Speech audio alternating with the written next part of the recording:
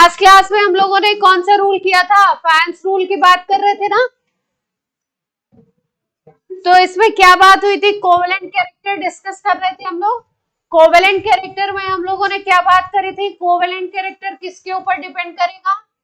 एक तो चार्ज के ऊपर डिपेंड करेगा। चार्ज अगर ज्यादा है स्पीसीज पे तो कोवेलेंट कैरेक्टर ज्यादा होगा, पोलराइजेशन ज्यादा होगा। अगर आपका कैटायन छोटे साइज का है तो पोलराइजेशन ज्यादा होगा। एनायन अगर बड़े साइज का है तो पोलराइजेशन ज्यादा होगा। ठीक है, तो इसमें इससे हम लोग को कंपैरेटिव क्वेश्चंस आते हैं, 4-5 ऑप्शन वो दे दिए जाएंगे कंपाउंड, और आपको पूछेंगे किसमें कोवेलेंट कैरेक्टर ज्यादा है, किसमें आयनिक कैरेक्टर ज्यादा है, किसमें आपका मेल्टिंग पॉइंट बॉइलिंग पॉइंट ज्यादा है, किसमें आयनिक मोबिलिटी या कह सकते हैं कंडक्टेंस ज्यादा है। ये सब चीजें आपसे क्वेश्चंस में पूछी जाती है। तो आई थिंक एक ही एग्जांपल हम लोगों ने करा था। कौन सा एग्जांपल किया था बता दीजिए, फिर और एग्जांपल्स करें।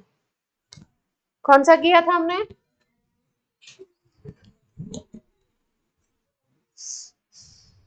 LiCl वाला किया था ना हमने। चलिए, इसके बाद एग्जांपल लिखिए। NaF, NaCl, NaBr, NaI। अगला एग्जांपल है NaF, NaCl, NaBr, NaI। इसमें कोवेलेंट कैरेक्टर का इंक्रीजिंग ऑर्डर लिखना है कि कोवेलेंट कैरेक्टर किसमें ज्यादा होगा, किसमें कम होगा। तो सबसे पहला काम क्या होता है अपने को? सबसे पहला काम होता है जो कॉमन फैक्टर है उसको हटा दीजिए। कॉमन फैक्टर क्या हो जाएगा? इसमें भी Na प्लस है, इसमें भी Na प्लस है, इसमें भी Na प्लस है। कॉमन फैक्टर को हटा करके सोचेंगे तो इसमें आएगा F माइनस, इसमें आएगा Cl माइनस, इसमें आएगा Br माइनस, इसमें आएगा I माइनस। पहला पॉइंट सोचेंगे चार्ज, तो चार्ज सब में क्या है? सेम है। चार्ज वाला फैक्टर सब में -1 -1 -1, तो चार्ज वाले फैक्टर से नहीं सोच सकते हैं, -1 है। फिर उसके बाद अब क्या सोचेंगे? एनायन के साइज से। तो अपने को पता है covalent character is directly proportional to anion size, ये पता है ना। जिस एनायन का साइज बड़ा होगा उसमें कोवेलेंट कैरेक्टर ज्यादा होगा। तो I माइनस का साइज सबसे बड़ा, Br माइनस का उससे छोटा, फिर Cl माइनस का, फिर सबसे छोटा F माइनस का, तो सबसे कम कोवेलेंट कैरेक्टर F माइनस में होगा। साइज का अगर ऑर्डर देखें तो ये बनेगा। ये किसका ऑर्डर है? साइज का ऑर्डर है। तो जिस ऑर्डर में साइज चलता है एनायन का उसी ऑर्डर में कोवेलेंट कैरेक्टर भी चलता है। तो यही ऑर्डर किसका बन जाएगा? कोवेलेंट कैरेक्टर का भी बन जाएगा। किसके कोवेलेंट कैरेक्टर का? ये तो आयन लिख दिया हमने, कंपाउंड लिख दिया इसके साथ। कोवेलेंट कैरेक्टर तो कंपाउंड में आएगा ना, Na प्लस लिख दिया साथ में, तो ये क्या बन जाएगा? Covalent character. क्लियर है बात? कर लेंगे ऐसे।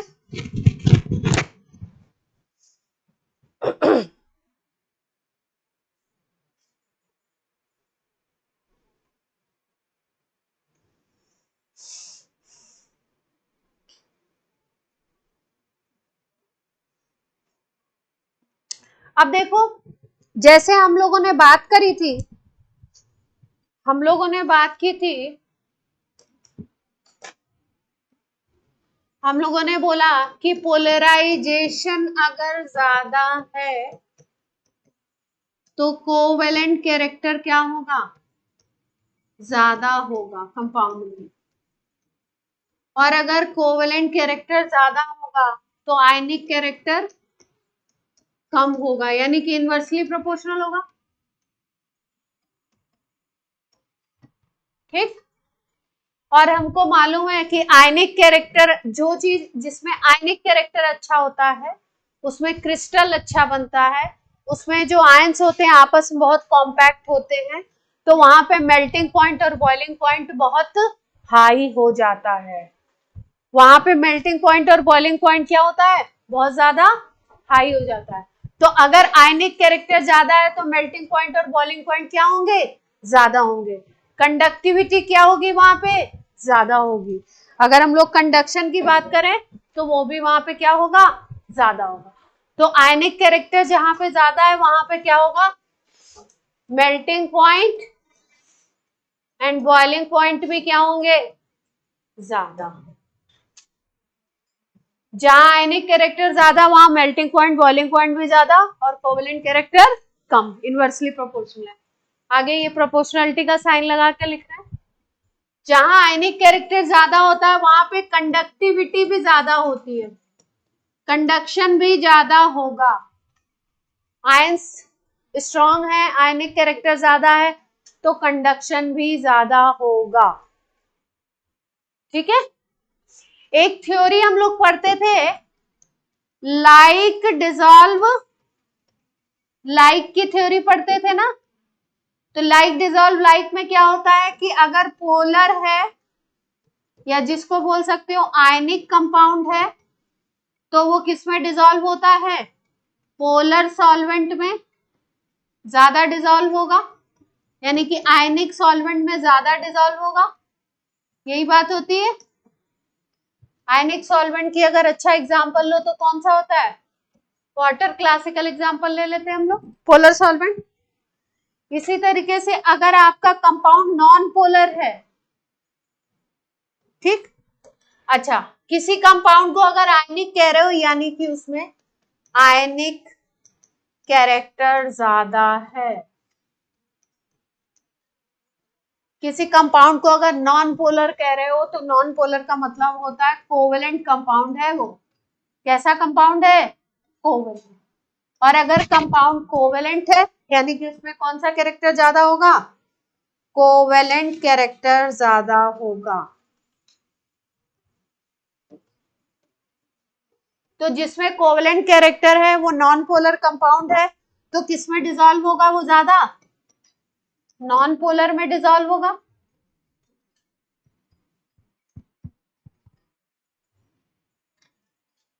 ये बात सबको समझ आती है, पहले से ही आती है, ठीक है। तो ionic character is directly proportional to melting point, boiling point. Ionic character is directly proportional to conduction. Covalent character के अपोजिट हो जाएंगे, इसीलिए नीचे की तरफ लिखा हुआ है। तो इसका मतलब हम लोग इसको ये कह सकते हैं, solubility in non-polar solvent। और अगर पोलर में लिखना है तो अपोजिट हो जाएगा।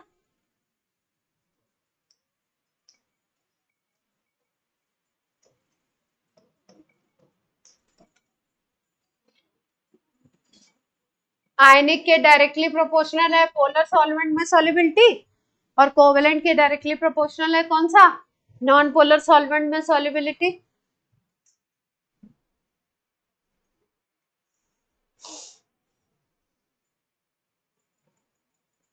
क्लियर है बात इतनी, यानी कि जिसमें कोवेलेंट कैरेक्टर ज्यादा उसकी सॉल्युबिलिटी नॉन पोलर सॉल्वेंट में ज्यादा, पोलर सॉल्वेंट में कम। ज्यादा कम ऐसे याद रखेंगे।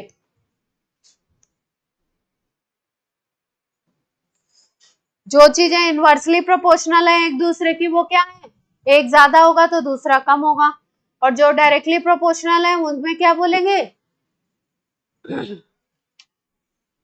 जो एक ज्यादा है तो दूसरा भी ज्यादा है, एक कम है तो दूसरा भी कम। जैसे पोलराइजेशन ज्यादा है तो कोवेलेंट कैरेक्टर ज्यादा है, लेकिन पोलराइजेशन ज्यादा है तो आयनिक कैरेक्टर कम है।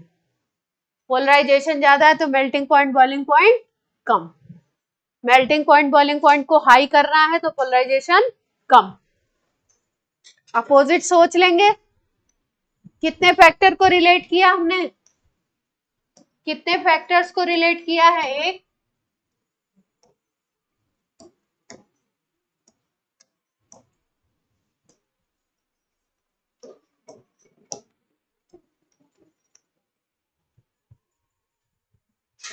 ठीक है, नोट कर लीजिए। नोट हो गया सबका। अगले एग्जाम्पल पे आते हैं, NaCl। अगले एग्जाम्पल में कंपैरिजन करना। NaCl, MgCl2, AlCl3, SiCl4, PCl5।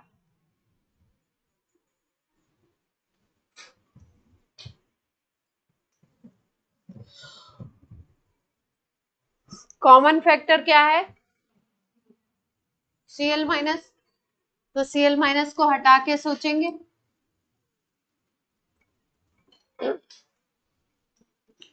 Na plus, Mg plus 2, Al plus 3, Si plus 4, P plus 5। टूटेगा तो यही बनेगा, ठीक है। ये सारे के सारे थर्ड ग्रुप के एलिमेंट हैं। पीरियोडिक टेबल में अगर देखें तो ये सारे के सारे किस ग्रुप के एलिमेंट हैं? थर्ड ग्रुप के एलिमेंट है। थर्ड ग्रुप एलिमेंट में जैसे ही लेफ्ट टू राइट जाते हैं, थर्ड ग्रुप एलिमेंट में जैसे ही लेफ्ट टू राइट जाएंगे, साइज बढ़ेगा या कम होगा? साइज बढ़ेगा या कम होगा? साइज डिक्रीज करेगा,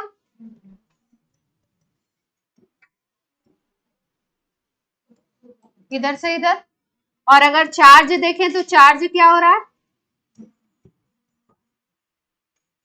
चार्ज इंक्रीज कर रहा है लेफ्ट टू राइट, +1, +2, +3, +4, +5।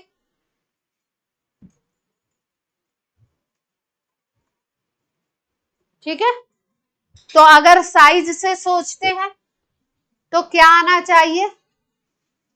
पोलराइजेशन या कोवेलेंट कैरेक्टर में साइज का क्या योगदान है? साइज ऑफ कैटायन के इनवर्सली प्रोपोर्शनल था ना, जो जितना छोटा कैटायन उसका कोवेलेंट कैरेक्टर उतना ज्यादा। तो अगर P+5 सबसे छोटा है तो इसमें कोवेलेंट कैरेक्टर क्या होना चाहिए? सबसे ज्यादा होना चाहिए। क्लियर है बात ये? अगर चार्ज से सोचें तो चार्ज में हमने बोला था कि पोलराइजेशन या covalent character directly proportional to charge होता है। तो चार्ज से अगर सोचोगे तो सबसे ज्यादा चार्ज किस में है? P5 में है। तो सबसे ज्यादा चार्ज है, तो सबसे ज्यादा क्या होना चाहिए? हाईएस्ट चार्ज, तो हाईएस्ट कोवेलेंट कैरेक्टर होना चाहिए। स्मॉलेस्ट साइज, तो हाईएस्ट क्या होना चाहिए? Covalent character. तो दोनों से आंसर सेम आ रहा है, तो कोवेलेंट कैरेक्टर का ऑर्डर क्या आ गया? ऑर्डर क्या आ जाएगा अपना? NaCl में सबसे कम, MgCl2 में उससे ज्यादा, AlCl3 में उससे ज्यादा, SiCl4 में उससे ज्यादा कोवेलेंट कैरेक्टर, और PCl5 में आयनिक बोलेंगे तो क्या हो जाएगा? आयनिक कैरेक्टर जस्ट अपोजिट। ये किसका ऑर्डर है? कोवेलेंट कैरेक्टर का। आयनिक करेंगे तो क्या कर देंगे? अपोजिट साइन लगा दो। NaCl में आयनिक कैरेक्टर सबसे ज्यादा, MgCl2 में उससे कम, AlCl3 में उससे भी कम, SiCl4 में उससे भी कम, PCl5 में सबसे कम आयनिक कैरेक्टर। कर लेंगे अब सब लोग, बात समझ आ रही है सबको?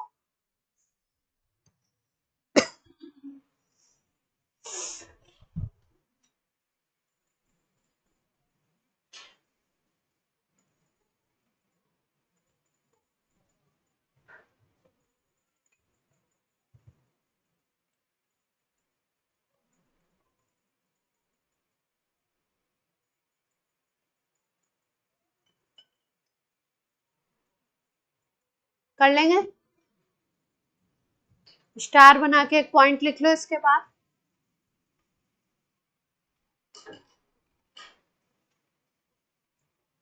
पहले लिख लीजिए, फिर उसके बाद स्टार बना के एक पॉइंट लिखिए। जहां पे आपका आंसर साइज से अलग आने लगे और चार्ज से अलग आने लगे। मान लो कि साइज से आपका आंसर जो आ रहा है उसका जस्ट अपोजिट चार्ज से आ रहा है, तो डोमिनेटिंग फैक्टर चार्ज होता है। मतलब क्या ध्यान रखना है, कोई ऐसा हो कि आंसर जो है आपका चार्ज फैक्टर से अगर आप देखते हो और साइज फैक्टर से अगर कंपेयर करते हो और दोनों क्या आ जाए, आंसर डिफरेंट आने लगे, आपके अपोजिट आ गए बिल्कुल, तो आप क्या किससे आंसर निकालोगे, किससे सोचोगे, चार्ज फैक्टर विल डोमिनेट। मतलब आंसर कौन सा सही होगा आपका, चार्ज से आंसर निकाल दो। कोवेलेंट कैरेक्टर किससे आंसर निकालना है, चार्ज। कुछ केसेस आपको ऐसे भी कुछ मिलते हैं, मैक्सिमम में सेम ही आंसर आता है। जैसे पिछले केस में भी जो साइज से आंसर PCl5 था, वही आंसर किससे आया, चार्ज से भी आया। PCl5 में ही सबसे ज्यादा कोवेलेंट कैरेक्टर आया। लेकिन कभी कभी ऐसा होता है कि आपके ऐसे एग्जांपल्स दे देते हैं जिसमें डिफरेंट आने लगता है, दोनों अपोजिट आ गए।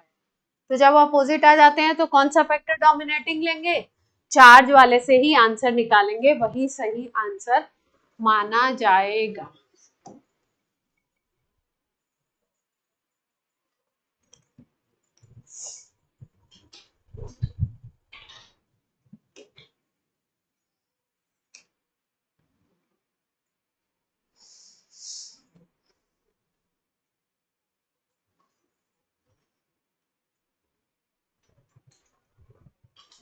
एक अगला एक और पॉइंट लिखो स्टार बना के,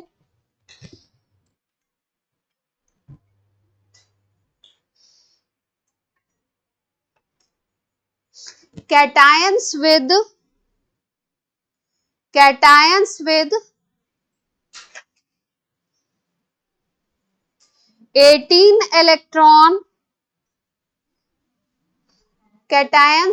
18 electron shells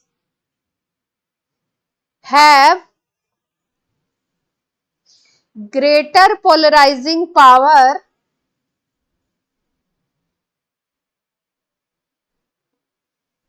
than 8 electron shell।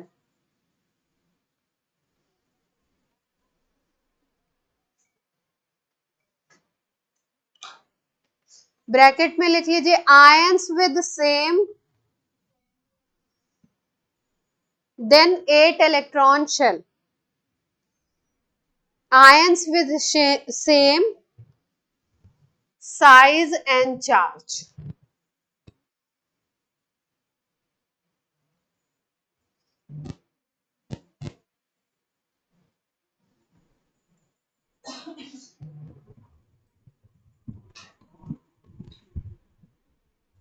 क्या पॉइंट लिखा हमने, क्या पॉइंट लिखा था बहन, cations with 18 electron shell have greater polarizing power। Polarising power किसकी होती है, कैटायन की या एनायन की, कैटायन की। ग्रेटर पोलराइजिंग पावर देन,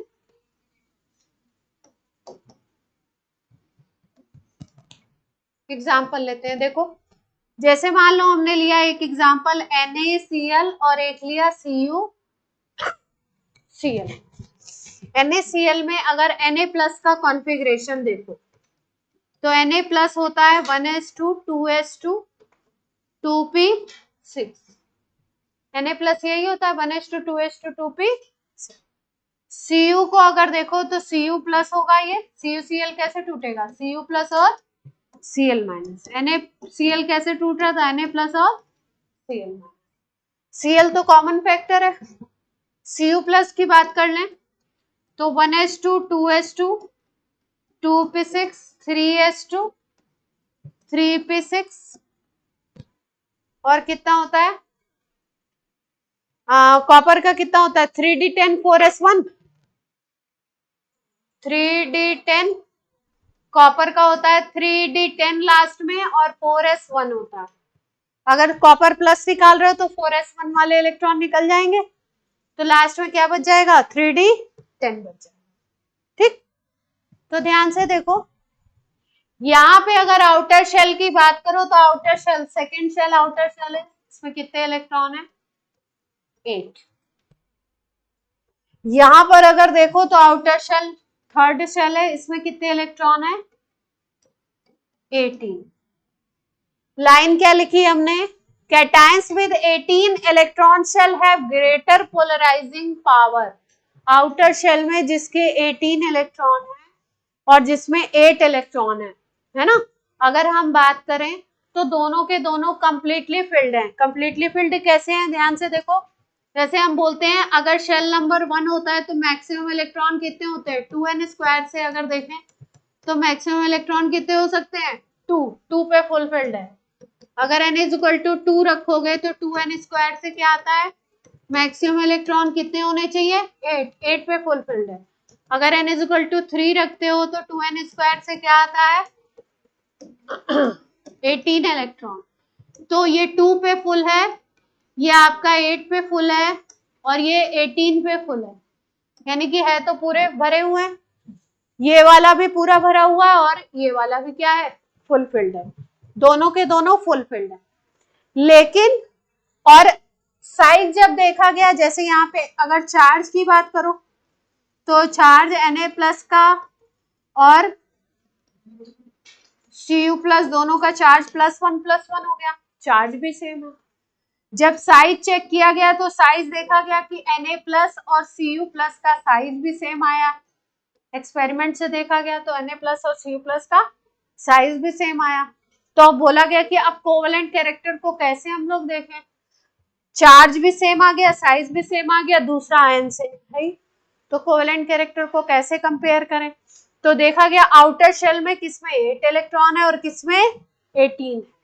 जिसमें 18 इलेक्ट्रॉन होता है उसकी पोलराइजिंग पावर ज्यादा होती है, यानी कि वो ज्यादा पोलराइजेशन करेगा, तो कोवेलेंट कैरेक्टर उसमें क्या होगा ज्यादा डेवलप हो जाएगा।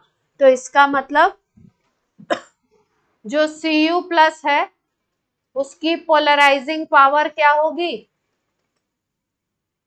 Cu+ की पोलराइजिंग पावर क्या होगी ग्रेटर देन Na+। तो CuCl में कोवेलेंट कैरेक्टर क्या होगा NaCl से ज्यादा। कोई समस्या, कोई दिक्कत बोलिए।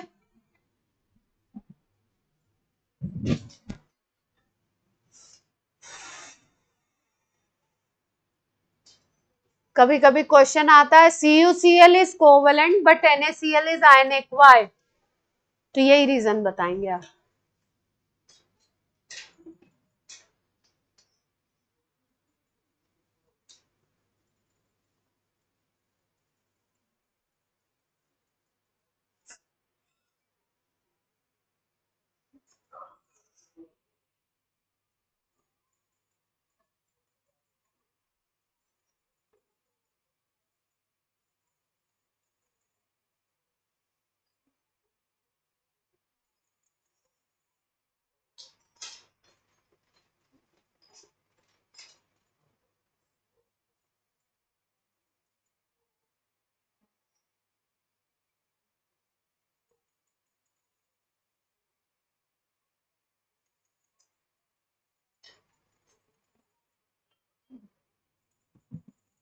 नोट कर लिया, क्वेश्चन क्या आता है इसमें, CuCl is covalent but NaCl is ionic।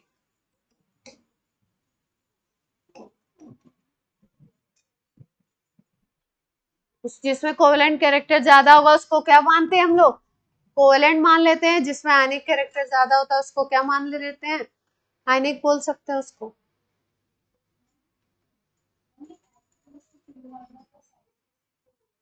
हम्म,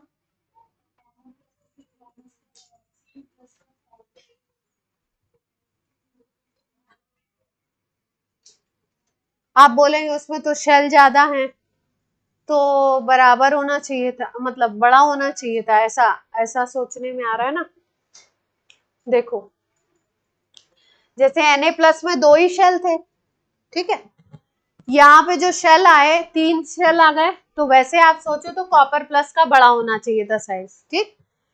यहाँ पे इलेक्ट्रॉन है 3s2, 3p6 और 3d10 में, है ना, इसमें इलेक्ट्रॉन है। इसमें जो इलेक्ट्रॉन है ये नोट कर लिया, तो अगली स्लाइड पे मूव कर।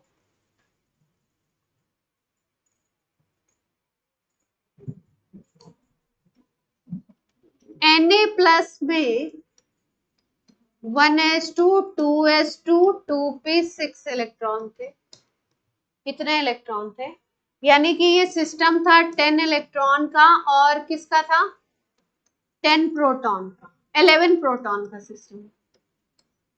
प्रोटॉन तो 11 होंगे, न्यूक्लियस की पावर 11 प्रोटॉन की।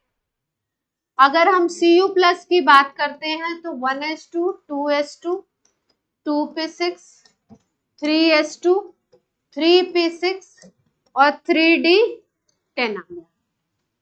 यहाँ पे अगर हम लोग बात करें तो 28 इलेक्ट्रॉन है सिस्टम में, और प्रोटॉन कितने हो गए, 29 प्रोटॉन। 4 जाने से प्रोटॉन तो उतने ही रहते हैं। यहाँ पे अगर देखो तो 10 इलेक्ट्रॉन है, आउटर शेल के जो इलेक्ट्रॉन है उनको कितने प्रोटॉन खींच रहे हैं, 11 प्रोटॉन खींच रहे हैं। यहाँ पे बाहर जो भी इलेक्ट्रॉन है उनको कितने प्रोटॉन खींच रहे हैं, 29 प्रोटॉन खींच रहे हैं। तो ये वाला फैक्टर जो है 29 प्रोटॉन का, ये बड़ा है, यानी कि Z इफेक्टिव क्या होगा, बढ़ेगा। Z इफेक्टिव बढ़ेगा तो वो क्या करेगा, इलेक्ट्रॉन को ज्यादा तेजी से खींचेगा। तो आप बोलोगे कि यहाँ पे Z इफेक्टिव तो बढ़ रहा है, ठीक है, Z इफेक्टिव इंक्रीज कर रहा है। इंक्रीज क्यों कर रहा है, क्योंकि प्रोटॉन का नंबर इंक्रीज कर रहा है। सोडियम में 11 ही थे, कॉपर में कितने प्रोटॉन हो गए, 29 प्रोटॉन हो गए, ठीक। अब आप बोलते कि यहाँ पे 3-3 शेल हो रहे हैं, तो रेडियस तो बढ़नी चाहिए थी, ठीक है, जेफ खींच रहा है, लेकिन रेडियस क्या होनी चाहिए थी, बढ़नी चाहिए थी। और ये जो बीच के इलेक्ट्रॉन है इनको शील्डिंग करनी चाहिए थी, ठीक। लेकिन एक फैक्टर हम लोग पढ़ते हैं कि जो डी इलेक्ट्रॉन होते हैं ना, डी के इलेक्ट्रॉन, इनमें पुअर शील्डिंग इफेक्ट होता है, यानी कि इसमें जो 10 इलेक्ट्रॉन है ना, ये डी वाले, ये 10 जो इलेक्ट्रॉन है 3d10 के, ये शील्डिंग इफेक्ट बहुत कम कॉज कर रहे हैं। शील्डिंग इफेक्ट इनका बहुत डाउन है। तो अगर शील्डिंग इफेक्ट बहुत डाउन है तो ये जो जेफ वाला फैक्टर है ये क्या कर जाएगा, डोमिनेट करेगा। और जिस भी केस में जेफ फैक्टर डोमिनेट करता है, रेडियस जिस हिसाब से बढ़नी चाहिए थी उस हिसाब से नहीं बढ़ पाती है, कम रह जाती है। और इस केस में ऐसा देखा गया है कि उतनी कम रह गई जितनी की सोडियम की होती। रेडियस की अगर बात करो तो रेडियस डिक्रीज होती है जेफ के बढ़ने पे, प्रोटॉन का नंबर बढ़ाते जाओ तो रेडियस कम होती है। लेकिन अगर स्क्रीनिंग इफेक्ट बढ़ाते जाओ तो रेडियस बढ़ती है। जितना बीच वाले इलेक्ट्रॉन स्क्रीन करेंगे उतना क्या होगी, रेडियस बढ़ेगी। लेकिन स्क्रीनिंग इफेक्ट जब ज्यादा होगा तभी तो वो रेडियस को बढ़ाएगा। यहाँ पे 10 इलेक्ट्रॉन कैसे बैठे हुए हैं, डी वाले बैठे हैं, जिनकी शील्डिंग बिल्कुल ही खराब होती है, तो बीच में शील्ड कर ही नहीं पाते हैं, तो न्यूक्लियस अच्छे तरीके से इलेक्ट्रॉन को खींचता है। जब खींचता है तो रेडियस अपने आप क्या होती है, कम। तो एग्जैक्टली इसका रीजन ये बताया गया, रीजन यही है भी। पर जैसा आपने कहा कि कैसे देखा, तो देखा तो कैसे, एक्सपेरिमेंटल मेजरमेंट से ही देखा। केमिस्ट्री में जैसे बहुत सारी चीजें हो जाती फिर उसका रीजन सोचा जाता है कि ऐसा क्यों। क्लियर है बात, बोलिए।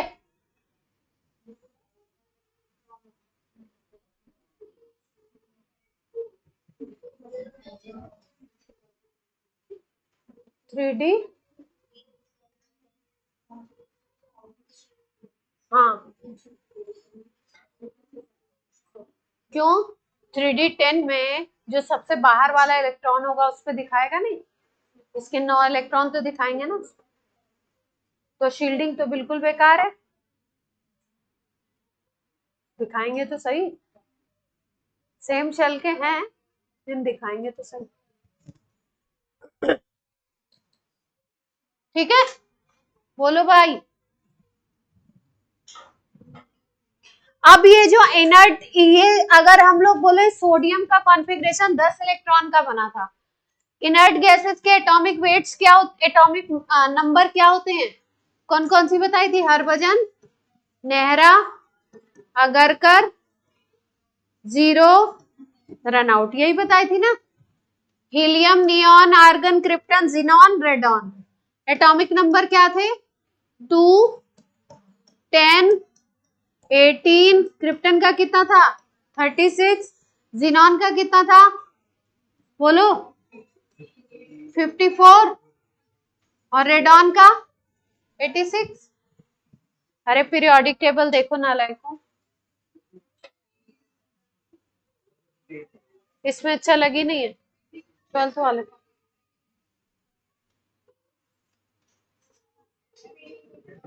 जल्दी देखो, पुस्तक नहीं है आपके पास? 86, 86 है।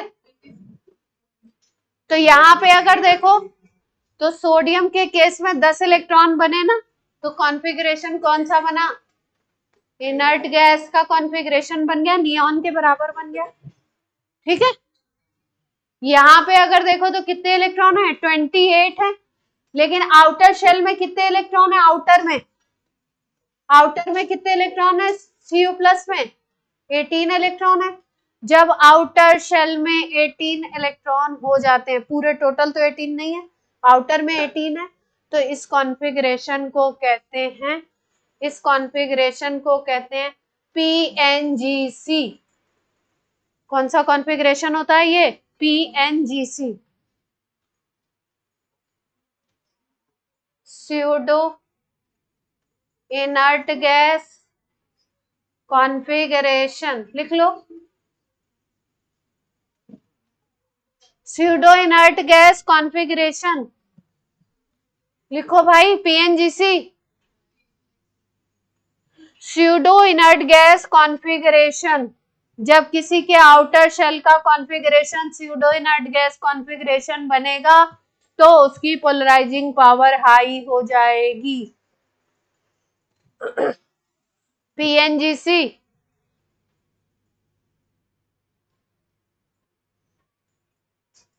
Pseudo inert gas configuration. PIGC नहीं है, N लिखते हैं, इनर्ट को, इनर्ट का N ले लिया, कुछ चीजें अपने मन से बना देते ना। Pseudo inert gas configuration, outer shell में कितने इलेक्ट्रॉन हो गए? 18। PNGC, जहां PNGC कॉन्फ़िगरेशन बनेगा वहां पे पोलराइजिंग पावर क्या हो जाएगी? हाई।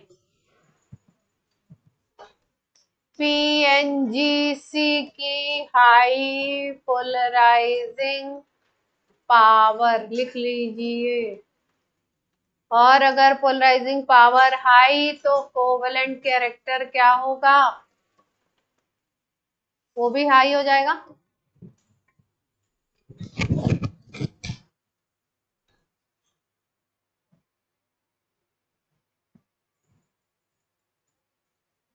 केमिस्ट्री सब्जेक्ट को कभी भी ये मत सोचो कि एक ही दिन में हम आइंस्टीन है ज्ञान का भंडार ले लेंगे।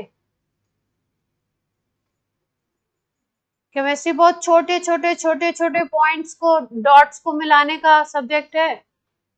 एक एक डॉट मिलाते जाएंगे तो आप 50 चीजें सीखेंगे, तब जाके एक क्वेश्चन सही करेंगे, है ना। फिजिक्स में एक सवाल, एक दो कॉन्सेप्ट लगे, कहानी खत्म, अगला सवाल, अगला कॉन्सेप्ट। यहाँ किस सवाल में कौन सा कॉन्सेप्ट आ जाएगा? पता नहीं है क्या यूज करेंगे, ठीक है। तो केमिस्ट्री इसलिए डेली पढ़ा करिए, केमिस्ट्री थोड़ा सा मेहनत ज्यादा मांगता है।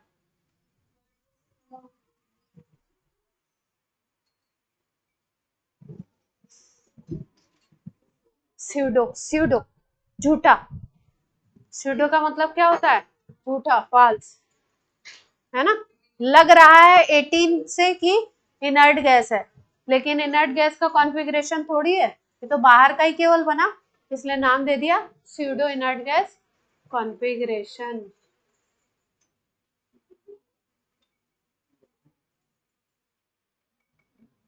हो गया।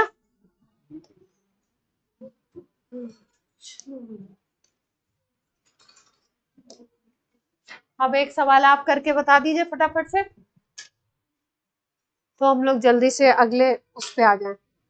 किस पे आना है अपने को?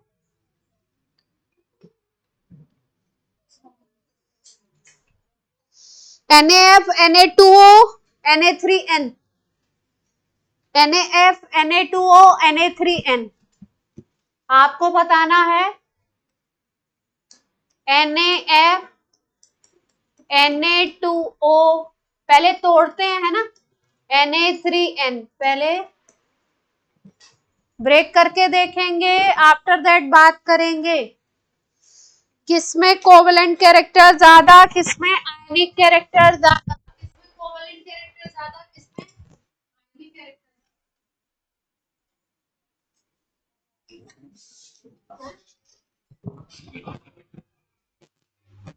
तुम लोग बातें ज्यादा कर रहे हो, क्लास डिस्टर्ब हो रही है।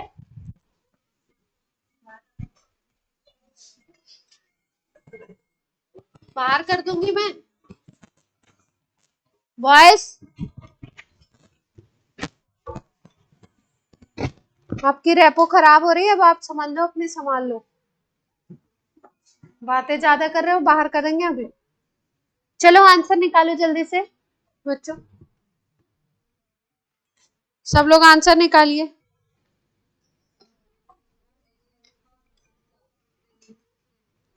अच्छा,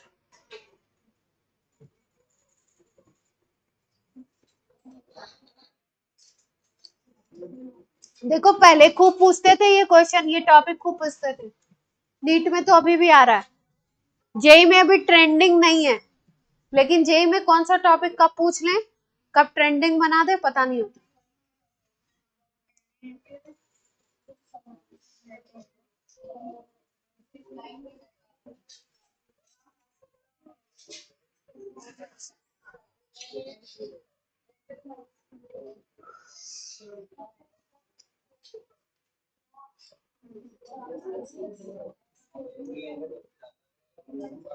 अरेंज, आंसर बोलिए।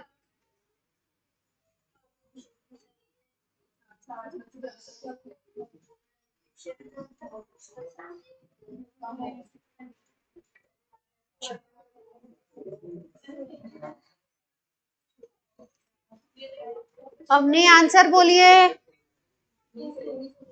पोलराइजेशन किसमें सबसे ज्यादा, किसमें कम?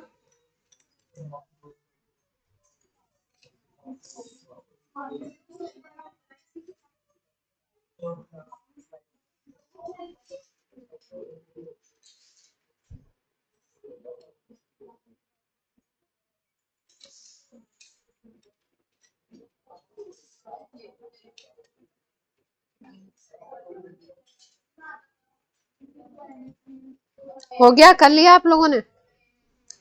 मैं बताऊं? सवाल निकाल लें और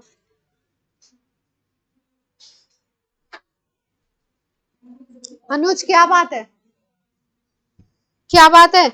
किसी एक से पूछो तो दूसरे का नाम ले लेता है।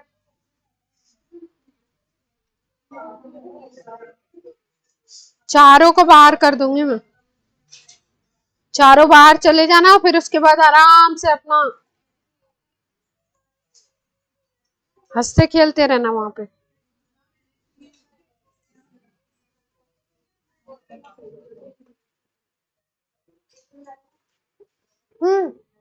हो गया।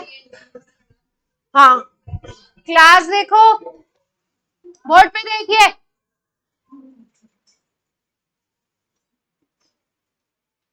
पीछे नहीं घूमने चाहिए आप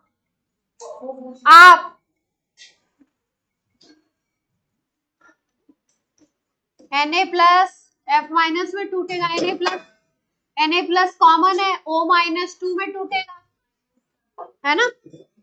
यहाँ पे 3Na प्लस हो गया तो N माइनस 3 में टूटेगा, ये तो कॉमन फैक्टर है, कॉमन फैक्टर को भूल जाओ।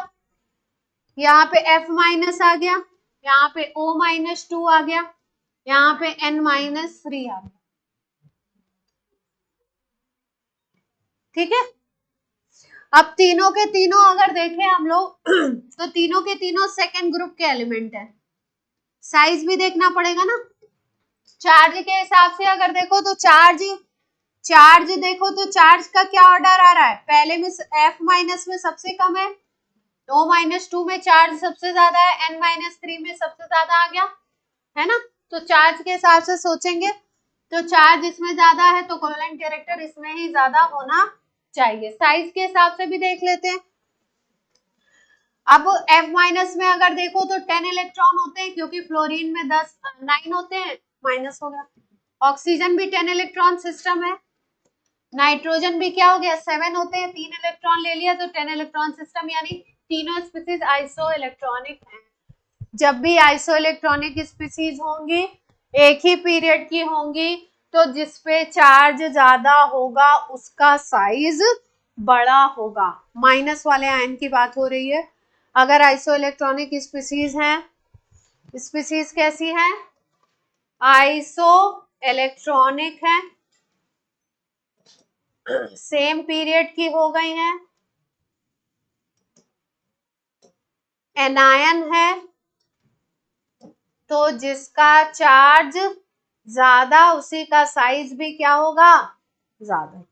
तो एनायन के साइज से कोवेलेंट कैरेक्टर डायरेक्टली प्रोपोर्शनल है और चार्ज से भी डायरेक्टली प्रोपोर्शनल है, तो चार्ज से भी यही आंसर आएगा और साइज से भी क्या आएगा, यही आंसर आएगा। तो इसका मतलब सबसे ज्यादा किसमें आ गया, कोवेलेंट कैरेक्टर Na3N, सही है। आयनिक पूछ लेंगे तो अपोजिट हो जाएगा। कोई समस्या,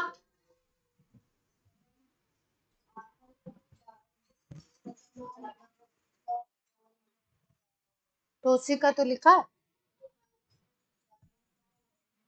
क्या,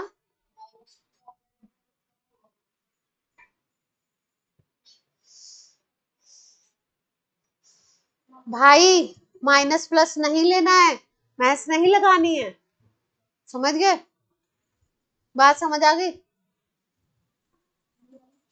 केवल मैग्नीट्यूड को लीजिए,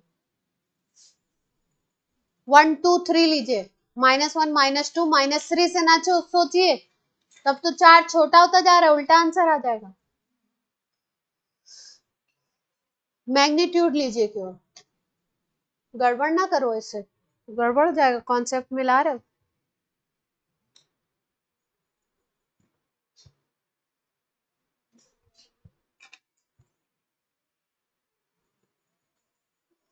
चलो एक क्वेश्चन कर दो जल्दी से, मतलब एक PYQ कर दो जल्दी से। ये तो PYQ नहीं था, ये तो बुक का था।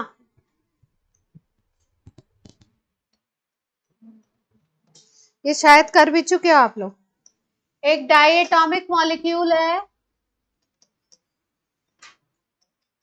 ये किसी ना किसी एक को तो मैं बाहर करने वाली हूँ। ये जो यहाँ पे जो ये 4 की सीरीज है ना, कोई ना कोई तो जाने वाला है।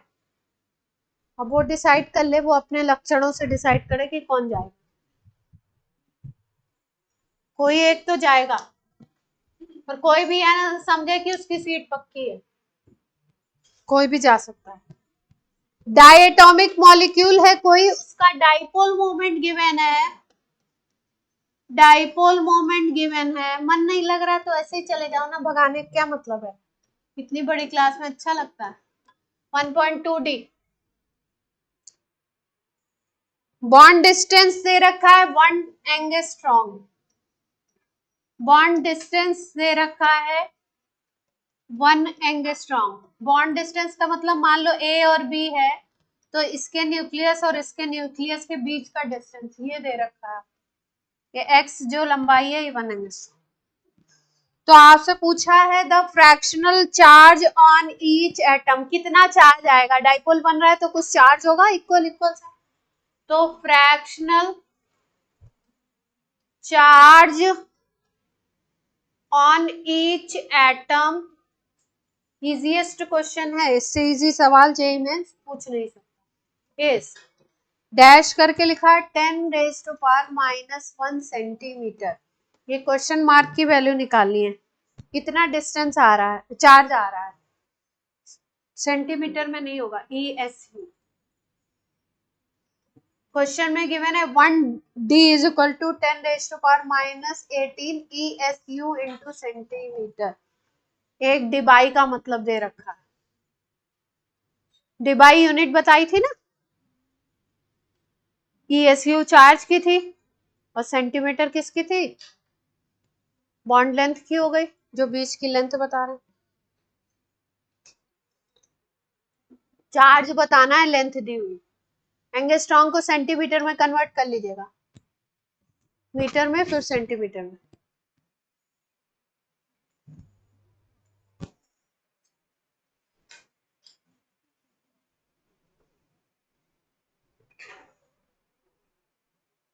वन एंगस्ट्रॉम में कितने मीटर होते हैं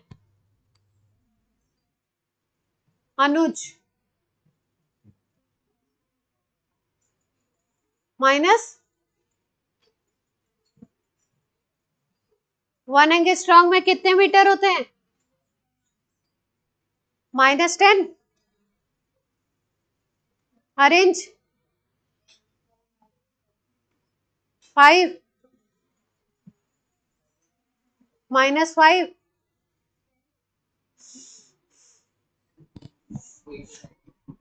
पहले चैप्टर की चीज चल रही है, ये फिजिक्स में भी पढ़ा है, केमिस्ट्री में भी।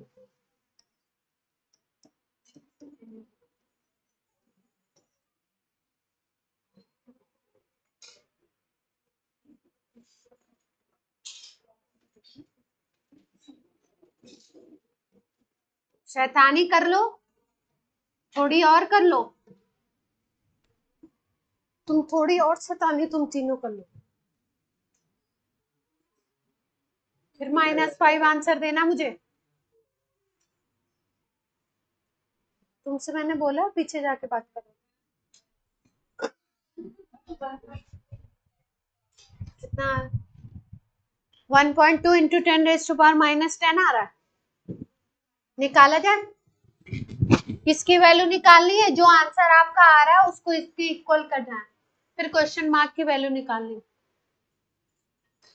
है ना, जो क्वेश्चन मार्क है, जो ब्लैंक देते हैं उसकी उसका वैल्यू निकालना है आपको, इंटीजर टाइप सवाल है, करें, चलिए देखिए, डाइपोल मोमेंट दिया है 1.2 डिबाई, एक डिबाई का मतलब दे रखा है 10⁻⁻18 ESU इंटू सेंटीमीटर, म्यू को कन्वर्ट कर लिया ESU इंटू सेंटीमीटर में, है ना, म्यू आ गया। अब आपको पता है म्यू होता है क्या, mod of Q into D, ऐसे निकालते हैं ना, मॉड ऑफ Q क्या ले लेंगे, Q तो हमें निकालना ही है, Q ही निकालना है ना, डिस्टेंस कितनी दे रखी है 1 एंगस्ट्रॉम, यानी 10⁻⁻8 सेंटीमीटर, चेंज कर लिया, म्यू कितना है 1.2 इंटू 10⁻⁻18, तो Q क्या आ गया, मॉड ऑफ Q क्या आ गया 1.2 इंटू 10⁻⁻18 डिवाइडेड बाई 10⁻⁻8, तो यहाँ पे आ जाएगा 1.2 इंटू 10⁻⁻10, है ना। अब क्वेश्चन में क्या दे रखा है कि ये जो चार्ज है वो कितना है, वो है क्वेश्चन मार्क इंटू 10⁻⁻1 के बराबर है, यही दे रखा है, क्वेश्चन मार्क की वैल्यू निकालनी है। ये -10 दिया होगा या माइनस कुछ मिसप्रिंट है, -11 या तो दिया होगा, है ना, क्योंकि इंटीजर टाइप क्वेश्चन है तो इंटीजर में आंसर निकालना। ये हो सकता है मिसप्रिंट हो।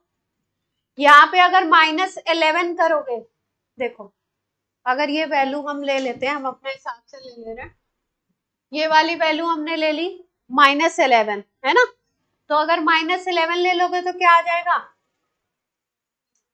ये नीचे आ जाएगा, ऊपर भेजोगे तो आ जाएगा 1.2 इंटू 10 आ जाएगा, है ना, -11 + 11 बनेगा तो 12 आ जाएगा, ठीक है। या 1.2 आएगा तो नियरेस्ट इंटीजर में क्या लिखोगे, 1.2 को 1 लिखेंगे, हाँ, तो अगर 1.2 आता है तो 1 लिख देंगे। अगर इस तरीके से -11 लेके करा है, यहाँ पे -1 दिख रहा है, मेरे ख्याल से -11 होगी, ठीक है, क्वेश्चन में सही कर लीजिएगा।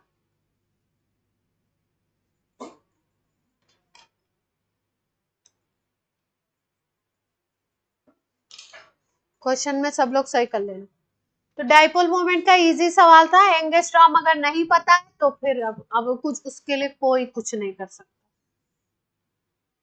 छोटी छोटी यूनिट अगर याद नहीं रखेंगे तो जेईई मेंस वाला इजी सवाल दे के भी क्या करेगा, फिर उसका मतलब ये कि अगर यूनिट याद नहीं है तो इसका मतलब ये कि हम करना ही नहीं चाहते, हम इजी चीज भी नहीं याद रखेंगे। तुम डिफिकल्ट क्वेश्चन देखो, डिफिकल्ट तो हम करेंगे नहीं, और इजी में हम यूनिट याद नहीं रखेंगे, तो वैसे नहीं करेंगे। कोई भी, आप ही चारों को नहीं बोल रही हूँ, जो लोग यूनिट वगैरह नहीं याद रखेंगे, अब ये सवाल में कोई दम नहीं है, लेकिन अगर एंगस्ट्रॉम यूनिट ये नहीं याद है, -10 की जगह -5 लगाएंगे तो आएगा आंसर इधर उधर। और ऐसे सवालों को कहते हैं, क्या कहते हैं, लड्डू को, तो लड्डू भी हाथ से जाएगा। चलिए, लिखना कुछ नहीं है, कुछ नहीं लिखना है, दिमाग को फ्री रखिए, रेजोनेंस पहले समझिए, अगले टर्न पे लिखेंगे आराम से, अगली क्लास में लिखेंगे, पहले समझिए आराम से थोड़ा सा रेजोनेंस है क्या। बहुत अच्छा टॉपिक है, इंपॉर्टेंट है, अभी से लेके कहाँ तक चलेगा, जब तक जेई देंगे तब तक चलेगा। चलो, रेजोनेंस है क्या, देखो समझो ध्यान से। जैसे मान लो कि कोई एक कंपाउंड है X, है ना, कोई एक कंपाउंड X है, इसका, इसमें मान लो 10 प्रॉपर्टीज हैं, सपोज एक्सपेरिमेंट से इसकी 10 प्रॉपर्टीज देखी गई, और इसके 2 स्ट्रक्चर बनाए गए, मान लो इसका एक स्ट्रक्चर बनाया गया, उसको नाम A दे दिया गया, और एक इसका स्ट्रक्चर बनाया गया, उस स्ट्रक्चर का नाम दे दिया गया B। 2 तरीके के स्ट्रक्चर इसके पॉसिबल हैं, जैसे लुईस डॉट स्ट्रक्चर हम लोग नहीं बना रहे थे, कई तरीके के पॉसिबल थे, तो इस कंपाउंड के 2 स्ट्रक्चर पॉसिबल हैं।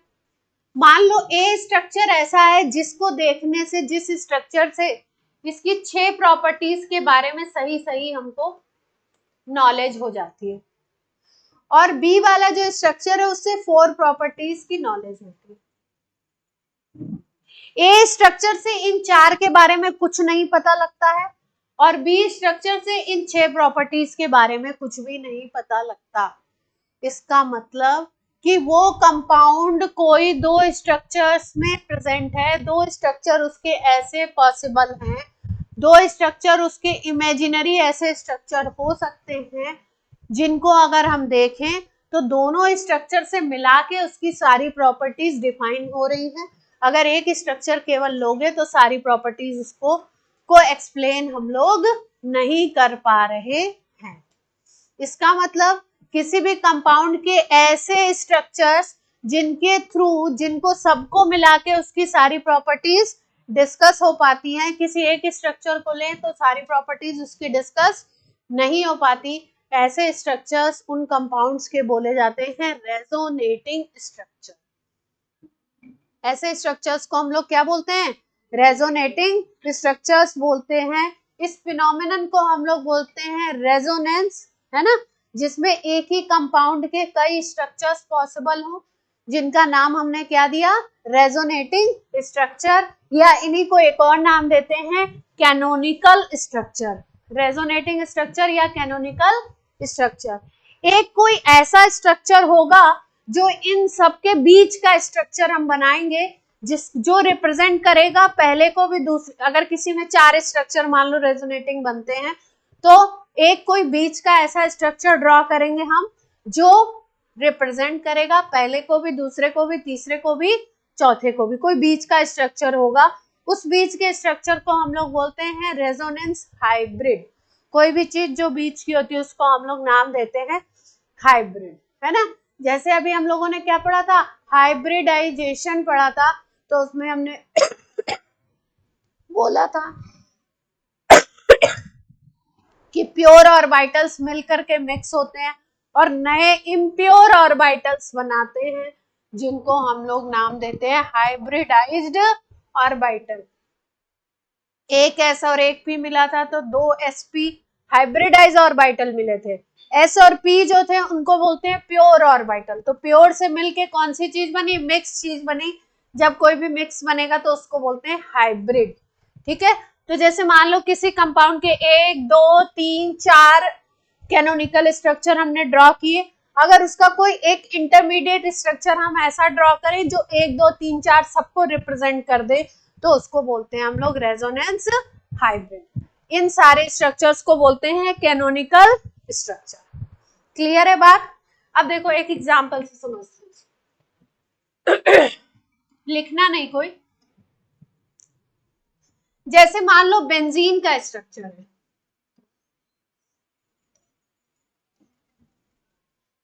अब बेंजीन के स्ट्रक्चर में मान लो इस कार्बन को 1 नाम दे दो, इसको 2, इसको 3, इसको 4, इसको 5, इसको 6,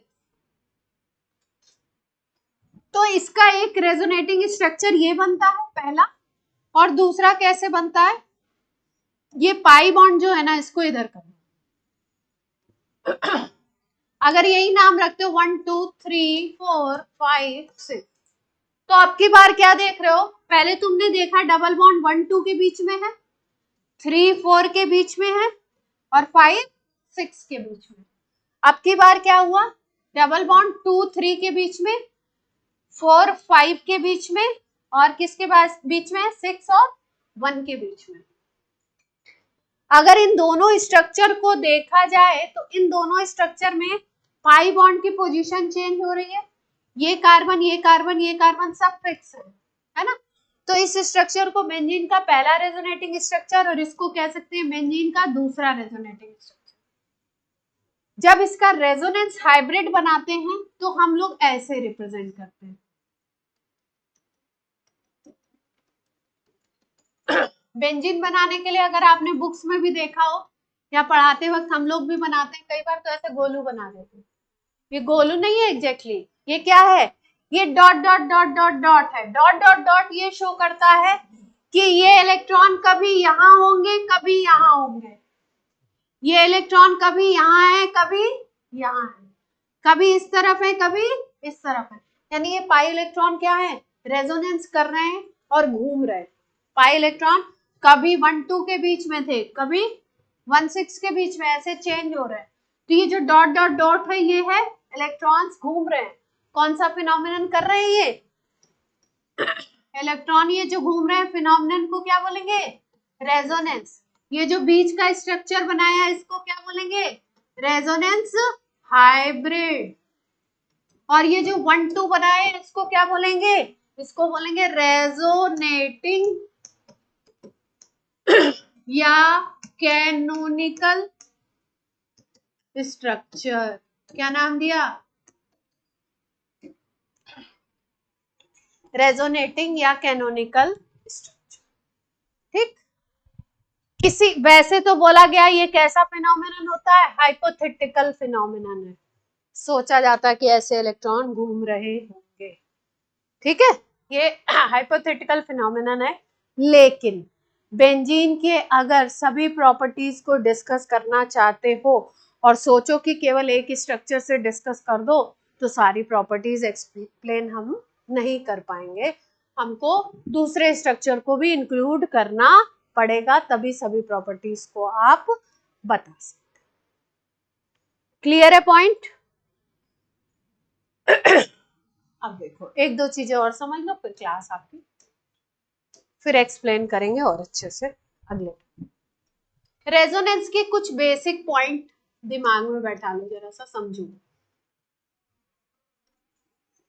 एटम की जो पोजीशन होती है जब रेजोनेटिंग स्ट्रक्चर बनाते हैं, रेजोनेंस होता है, तो एटम की पोजीशन कांस्टेंट रहती है, मतलब एटम इधर से उधर नहीं जाएगा।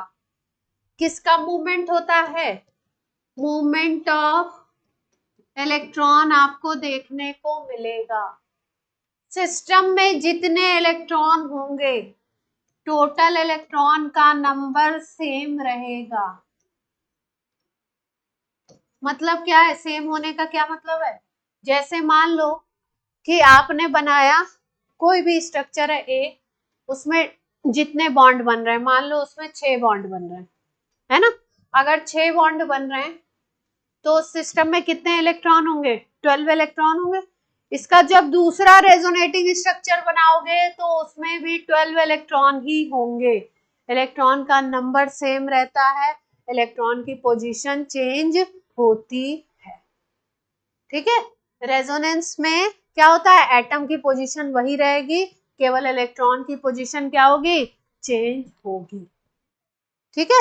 कैसे बनता है देखो, एक दो बना के दिखा देते हैं। ध्यान से समझना।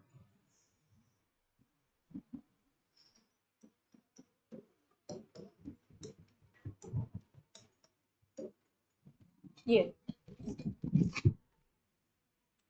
यहाँ पे मान लो ये डबल बॉन्ड इधर है, ठीक है? अब मान लो इस डबल बॉन्ड को आप इधर ले लो,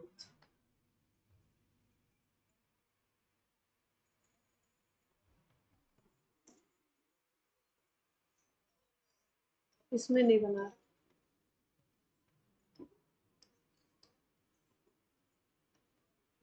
इसमें बना। ये है आपका नाइट्रोजन के ऊपर लोन पेयर। नाइट्रोजन के ऊपर क्या है? लोन। ये लोन पेयर रेजोनेंस करवाएगा। ठीक? रेजोनेंस कहाँ कहाँ पे देखने को मिलेगा? जैसे मान लो कहीं पे पाई बॉन्ड है, उसके बगल में जस्ट बगल में सिग्मा है, फिर पाई है, तो इनमें रेजोनेंस हो सकता है।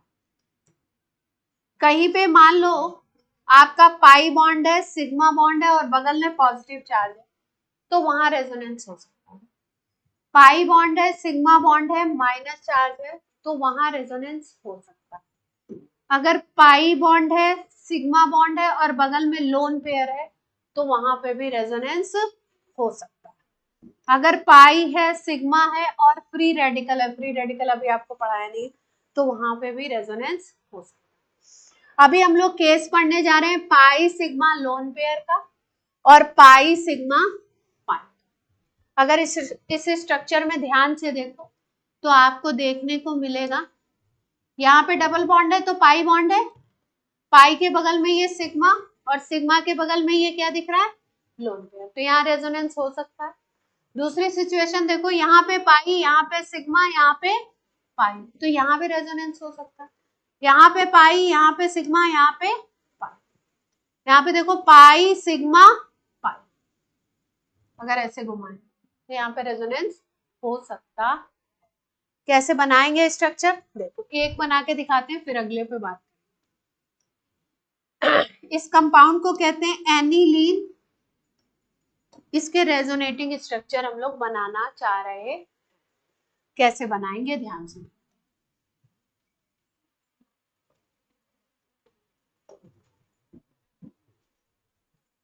बस इसमें अपने को सीखना क्या है? इलेक्ट्रॉन कैसे घुमाएंगे, चार्ज कैसे आएगा। जिसको ये बात समझ में आ गई वो रेजोनेटिंग स्ट्रक्चर फटाफट बना लेगा।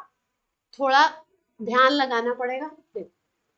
नाइट्रोजन पे लोन पेयर है, नाइट्रोजन की टेंडेंसी होती है अपने लोन पेयर देने की, ये लोन पेयर अपने दे। जब दो इलेक्ट्रॉन नीचे की तरफ आएंगे तो अगले स्ट्रक्चर में यहाँ पे डबल बॉन्ड बनेगा, और जैसे ही यहाँ डबल बॉन्ड बनेगा, इस नाइट्रोजन का एक इलेक्ट्रॉन ये यहाँ पे आ गया। तो नाइट्रोजन के आउटर शेल में 5 इलेक्ट्रॉन होते हैं, जिसमें से इसने 3 से बॉन्ड बनाया है, 2 हाइड्रोजन से और एक यहाँ नीचे से 3 से बॉन्ड बनाया, 2 लोन पेयर उसके पास थे, दोनों लोन पेयर को उसने नीचे भेज दिया। नीचे भेज दिया का मतलब इस कार्बन के पास भी भेज दिया, तो इस पे कैसा चार्ज आ जाएगा? Positive charge. इतनी बात सबको समझ आ रही कि नाइट्रोजन पे पॉजिटिव चार्ज क्यों आया? क्योंकि अपने जो उसके शेल में इलेक्ट्रॉन थे उसको इसने इधर भेजा, इधर भेजेगा तो कार्बन की तरफ भी एक इलेक्ट्रॉन आ जाएगा, क्योंकि जब भी बॉन्ड बनता है तो 2 इलेक्ट्रॉन ऐसे आते हैं तभी तो एक बॉन्ड बनता है। तो इसके ही दोनों थे, दोनों इलेक्ट्रॉन, एक इधर है और एक यहाँ आ गया, कार्बन के पास आ गया, इसलिए इस पे कैसा चार्ज डेवलप हो गया? Positive. This bond will be double bond. इधर बॉन्ड सिंगल था, ये वाले बॉन्ड को अभी कुछ नहीं होगा, ये वाला बॉन्ड ऐसे ही रहेगा। लेकिन अगर इस ऊपर वाले कार्बन को देखो तो ऊपर डबल बॉन्ड आ गया, इधर एक डबल बॉन्ड है, इधर एक सिंगल बॉन्ड है, इस कार्बन की बात कर रहे हैं। तो इस कार्बन पे 1 2 3 4 5 बॉन्ड हो गए। कार्बन कभी भी 5 बॉन्ड नहीं बनाता है। तो जैसे ही यहाँ पे डबल बॉन्ड बनेगा, वैसे ये जो बॉन्ड है ना, इसका इलेक्ट्रॉन यहाँ पे आ जाएगा, इसके दोनों इलेक्ट्रॉन कहाँ पे आ जाएंगे? ऐसे दिखाते हुए ये दोनों इलेक्ट्रॉन उठ करके कहाँ पे आ गए? यहाँ पे आ गए। जैसे ही यहाँ पे आए, अब कार्बन के पास देखो 1 2 3 4 बॉन्ड है, तो कार्बन को कोई दिक्कत नहीं है, ये पहला स्ट्रक्चर बन गया इसका रेजोनेटिंग। अब दूसरा बनाना है तो क्या करेंगे हम लोग? ये ऐसे ही रहेगा, ऊपर का सिस्टम ऐसे ही पॉजिटिव चार्ज लिए हुए है, ये जो दोनों इलेक्ट्रॉन है ये आएंगे यहाँ पे बॉन्ड बनाने, मतलब अब ये दोनों इलेक्ट्रॉन यहाँ बॉन्ड बनाएंगे। जैसे ही इधर ये वाला बॉन्ड ऐसे ही रहेगा, जैसे ही इधर पे बॉन्ड बनेगा, इस सिचुएशन पे देखो 1 2 3 4 और यहाँ पे एक हाइड्रोजन है, तो 5 बॉन्ड फिर से हो गए। तो अब इस कार्बन को दिक्कत होगी, ये बोलेगा इधर भी 2 बॉन्ड, इधर भी 2 बॉन्ड और एक हाइड्रोजन लटका रखा है, तो कितने बॉन्ड बन गए? 5 बन गए। तो 5 जैसे ही बनेगा, ये बोलेगा चलो भैया, जैसे ही ये इधर आएगा बॉन्ड बनाने, वैसे ही यहाँ इलेक्ट्रॉन आ जाएगा। तो इस स्ट्रक्चर में इलेक्ट्रॉन कहाँ पे आएगा? ये बन गया दूसरा रेजोनेटिंग स्ट्रक्चर। अगले में क्या होगा? ये घूम के यहाँ, जैसे ही यहाँ आएगा इस कार्बन को दिक्कत, ये इलेक्ट्रॉन को यहाँ पे भेज देगा। तो अगले स्ट्रक्चर में क्या होगा? ये यहाँ पे, ये यहाँ डबल बॉन्ड, ये यहाँ पे चार्ज। कोई समस्या? अब ये नेगेटिव चार्ज वाला इलेक्ट्रॉन फिर यहाँ डबल बॉन्ड बनाने के लिए चला, जैसे ही डबल बॉन्ड बनाने चला, ये वाला इलेक्ट्रॉन फिर से कहाँ चला जाएगा? ऊपर चला जाएगा। अगला स्ट्रक्चर क्या होगा? यहाँ डबल बॉन्ड, ये इलेक्ट्रॉन अपने वापस जब ले लेगा तो ये सिंगल बॉन्ड बन गया और नाइट्रोजन पे फिर से क्या आ गया? खुश है? कोई समस्या? ये कितने स्ट्रक्चर ओवरऑल में देखने को मिले? देखो ध्यान से, इसको पहला, इसको दूसरा, इसको तीसरा, इसको चौथा, इसको पांचवा। इन दोनों को सेम नहीं बोलेंगे, अलग अलग बोलेंगे। अगर इन कार्बन को नाम दे दो ए बी सी डी, तो पहले ए बी के बीच में डबल बॉन्ड है, अब की बार कहाँ हो जाएगा? बी सी के बीच में। ठीक है, आज की क्लास यहीं पे कर देते हैं, नेक्स्ट क्लास में लिखेंगे और समझेंगे। और ये क्या था? कुछ बनाना नहीं है आज की क्लास।